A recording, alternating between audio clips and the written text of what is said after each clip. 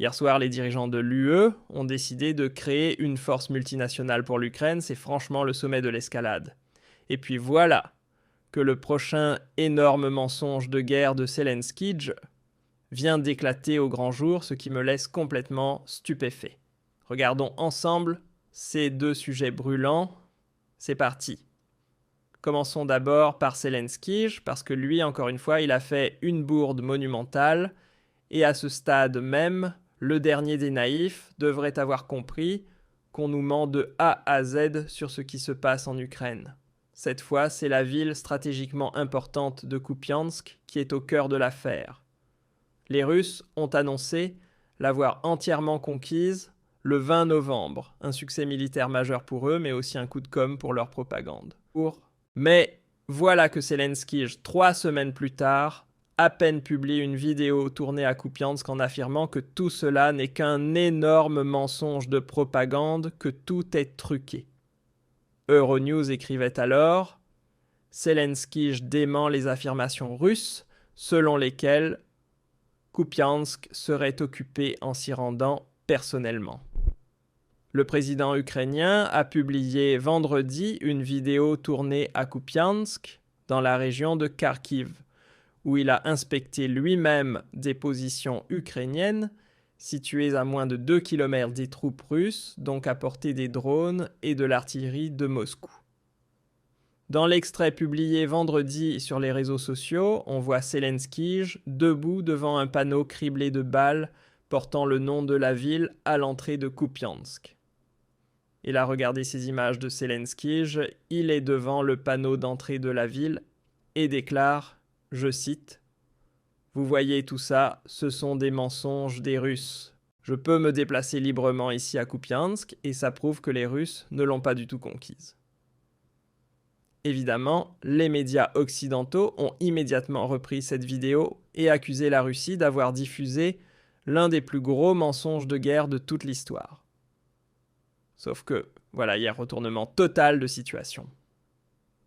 Ce sont justement des soldats ukrainiens qui se sont rendus exactement au même endroit à Kupiansk, là où Zelensky aurait tourné sa vidéo, et avec leurs propres images, ils ont démontré que la vidéo de Zelensky est en réalité un faux. Flash spécial Zelensky pris en flagrant délit de mensonge par sa propre armée. 2 soldats ukrainiens ont décidé de se rendre exactement au même endroit à l'entrée de Kupiansk où Zelensky aurait tourné sa vidéo la veille. À peine arrivés près du panneau Kupiansk, ils ont été attaqués par des drones et ont dû fuir précipitamment en voiture. La vidéo qu'ils ont filmée montre aussi clairement que l'état du panneau avec l'inscription Kupiansk est bien différent de celui visible dans les images de Zelensky. Les lettres du bas ont complètement disparu et tous les filets en bord de route sont déchirés.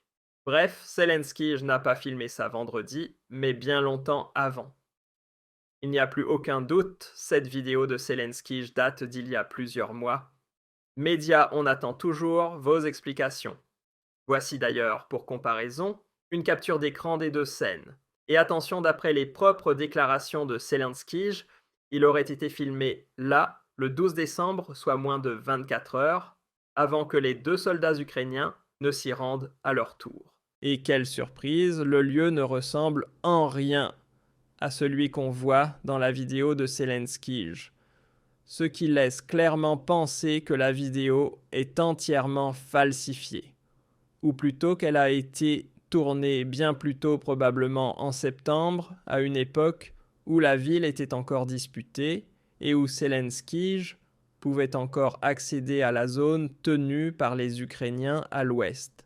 Mais il ne l'a publié que maintenant, 3 mois plus tard, pour soi-disant prouver que les Russes mentent, alors qu'en réalité c'est lui qui ment en diffusant une vieille vidéo, tout en prétendant qu'elle date d'aujourd'hui. Et le pire dans tout ça, c'est que ce mensonge a été mis au jour par des soldats ukrainiens eux-mêmes, ce qui prouve une bonne fois pour toutes que Zelensky ment éhontément à tout l'Occident, uniquement pour cacher l'ampleur du désastre sur le front. Parce que, c'est évident, plus la situation est catastrophique, moins l'argent arrive de l'Ouest.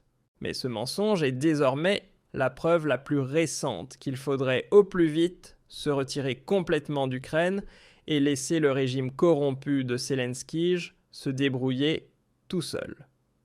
Sauf que malheureusement, c'est exactement l'inverse qui est en train de se produire. Le journal Bild écrivait hier soir par exemple, les Européens prévoient une force multinationale pour l'Ukraine.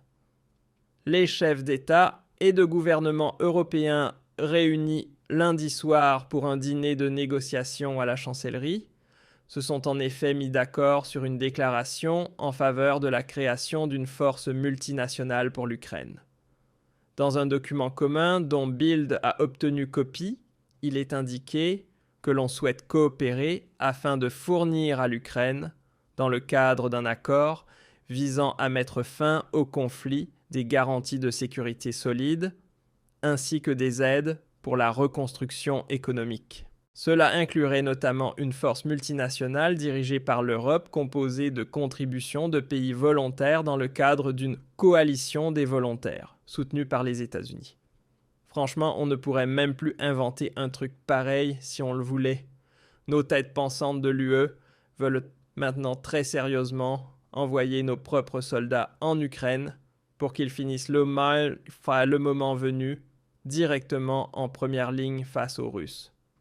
Oui, officiellement, on parle bien sûr d'une force qui n'entrerait en action qu'après la fin de la guerre, en tant que troupe de maintien de la paix censée garantir la sécurité de l'Ukraine.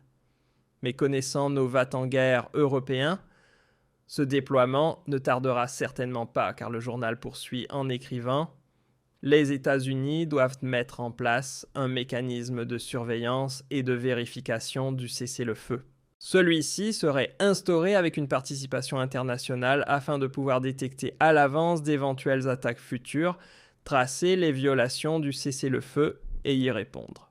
Des mesures d'escalade sont également prévues.